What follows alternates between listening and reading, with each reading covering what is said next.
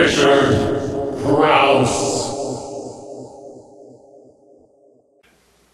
Back to the Toxic Avenger the musical Yes, for sir. 1 sec.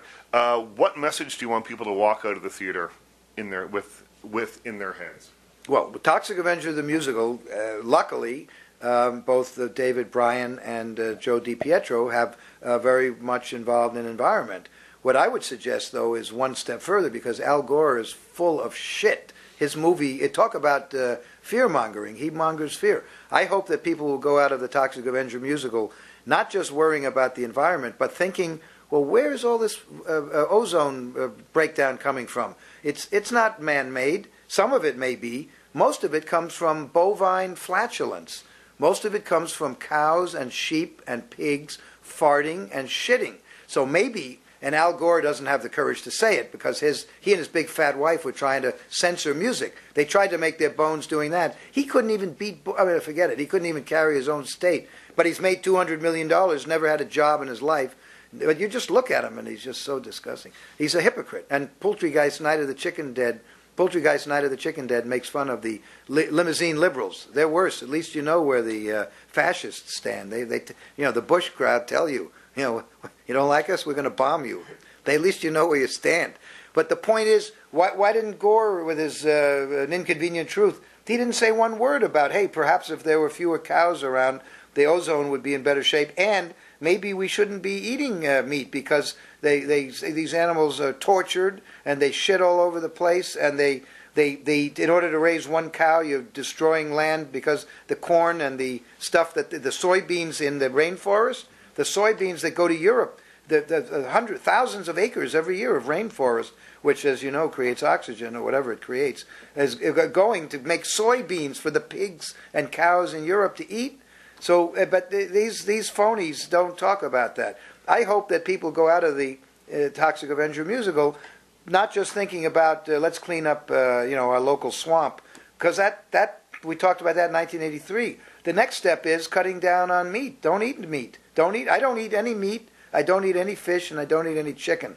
My main reason is because the animals are tortured, but my secondary reason is those things are polluting the environment. Those farm fish. The farm fish are all sorts of fertilizers go into those fish, and chemicals and hormones, and that's going into all the water, which is going back into the groundwater. And you know about the farm animals, and you know how the chickens are raised in these little boxes, and the pigs can't even turn around, and the pregnant pigs are tortured and they're taken away. I mean, it's awful. It's a modern day. It's really like the Holocaust. I mean, it really is.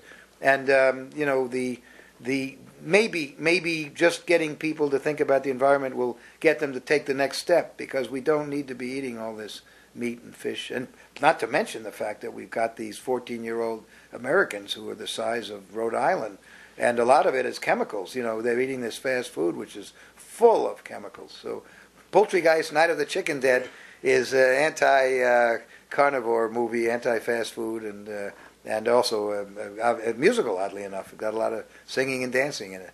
Well, it's not just in America that you have 200-pound 14-year-olds. It's here too, and it's funny because whenever years ago when we'd go to the United States, we'd always say, "Let's go get some big American food," because you go to a restaurant and it's not that you just get your breakfast, but you get a biscuit with gravy on it, and you get 3 times as much as you get anywhere else. But I'm finding that influence has come here now, and all of a sudden we've got a lot of really big people. There's a documentary about McDonald's. Synthesize me. Well, not that one. I don't really care for that one because it's too much of a nanny government thing. Right. But just the straight documentary shows that, I think it's on CNBC, which is part of General Electric, Universal, NBC, one of the evil ones. But there's a documentary about where they show the McDonald's hamburger size in 1956, and then they show it today, and it's like 10 times as big. It's incredible. And, of course, it's got 10 times as much strontium-90 and hormones and all that stuff, and it's just it's gone too far. And people, why are we all watching DVDs? Those are oil-based. Those are pollutants. Gore doesn't talk about CDs and DVDs. He's afraid because he gets so much money from the media. But you can get your entertainment from the internet. Go to Pirate Bay. You can get anything you want, and it's free, and it doesn't pollute, other than your mind. It might pollute your mind, but it won't pollute your mind as much as the Matt Lauer and the Today Show will. That's the worst. Thank you.